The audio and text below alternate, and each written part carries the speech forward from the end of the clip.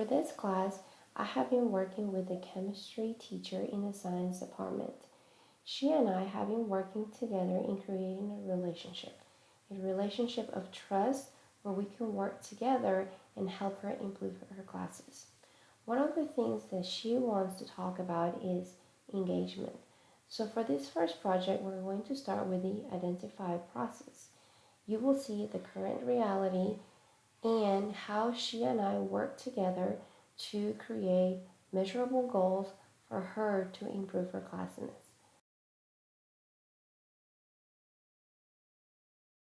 Oh, the outside electrons. The outside valence electrons, right?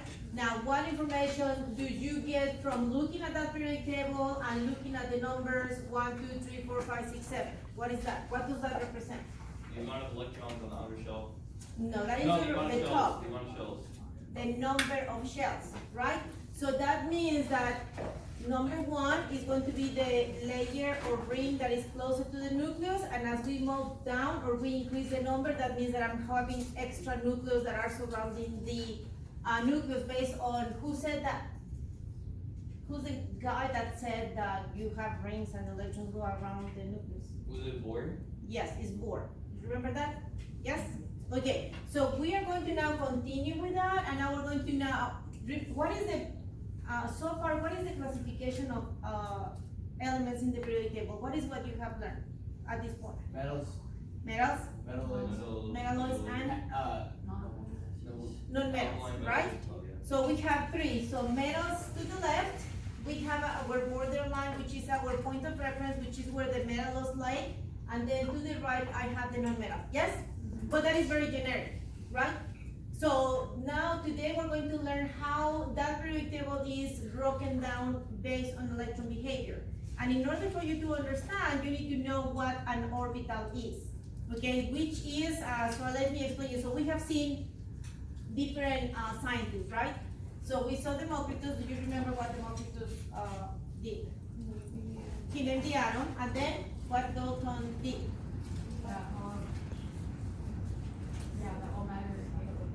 Yes, but how do you call overall everything that he wrote? The atomic theory. And then J.J. Thomson, what did he discover? The electrons. What did Rutherford found? Remember, Rutherford bombarded that foil paper and saw that some alpha particles will go straight, some others were deflected. And with that, what did he discover?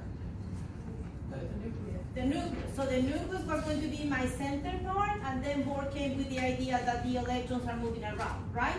However, we're going to see why Bohr's model doesn't work with every single element. And then we're going to see today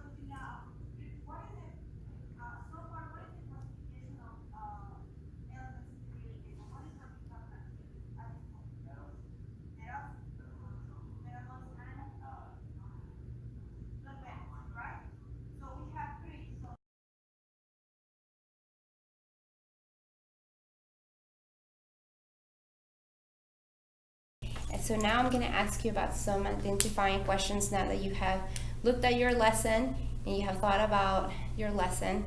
I have some questions to ask you. Okay. Okay, so number 1, now that you have seen your video from scale 1 to 10, 10 being the best lesson you've ever taught, what would you rate this lesson? I would say a 7. A 7. What pleased you about your lesson? Well, I mean, once you observe yourself, it's hard to be pleased with yourself. But I think that I like that the lecture had a pace and that the students were responsive in some ways, but not all of them were responsive as I would have liked. Okay, yeah, I think I noticed some of the engagement in your students. What would be some of the things that you would change to make this lesson a 10? Well, probably I could break it down in smaller pieces so I can have more feedback for individual students instead of being more student-centered as compared to teacher-centered. So if this lesson were to be a 10, what do you think your students would be doing differently? They will be more participative. Probably they will be giving more input to what their learning knowledge base was. So tell me just a little bit more about what would you like this lesson to look like so it can be a 10, a little more description. Well, probably I would have to use another form of presenting the information, maybe making more interactive, maybe having some internet resources that would allow them to help me break down the lessons while they participate, maybe some task cards involved. I don't know, more student-centered. So if I'm understanding, you would like your kids to be more engaged, maybe in different types of activities Yeah, for your students to understand what you're trying to teach them and be more engaged. yes. So how could we measure that change? How do you think we can measure your change for your classes? Well, as you observe on the video, not everyone was participating, so I guess that it would have to be kind of reassessed in terms of having the student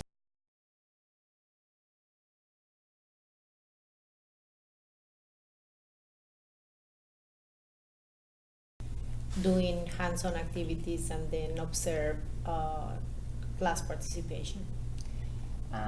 Here at West Hall, we have done a lot about literacy. Do you think those literacy techniques that you have been learning in your PLCs will help you be a measurable SMART goal that you could use to make this lesson a 10? Some of them they might be, but chemistry being such a dry subject, I think that we need to have more, add more to what we have been explained to do in these literacy activities. Okay.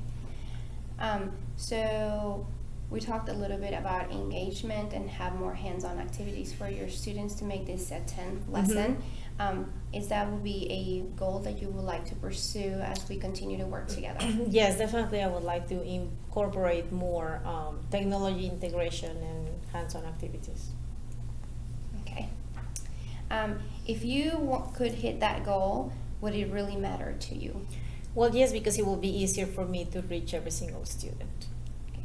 What teaching strategies can you use to hit your goal besides some other than what we just talked about? Well, obviously that was a very tiny mini lessons, but obviously you have to differentiate and you have to provide feedback, and then you can work with peer-to-peer instruction. There are a lot of techniques that could be applied to this particular subject. Okay.